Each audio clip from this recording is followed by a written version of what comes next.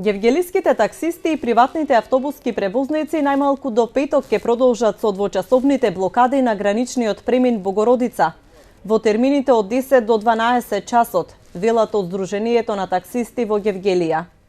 Тие за Канал Вис најавија радикализирање на протестите, ако до утре не добијат одговор на нивните барања од надлежните институции. Секој месец од нашите заработки што плаќаме даноци, што плаќаме придорици, што плаќаме сите тие работи.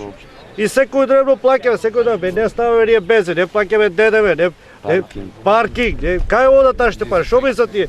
Тука има многу милионери старани од оваа работа. Никој нема милионери старани, оваа е работа преживувачки. Цела недела траат двочасовните блокади на граничниот премин Богородица на македонско-грчката граница, каде автобуските и такси превозниците го изразуваат незадоволството што не возат мигранти.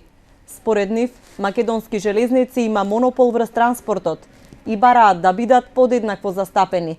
Од страна на надлежните институции им е најавено дека до петок ќе се разгледа настанатиот проблем околу превозот на мигрантите од Гевгелија кон Табановце.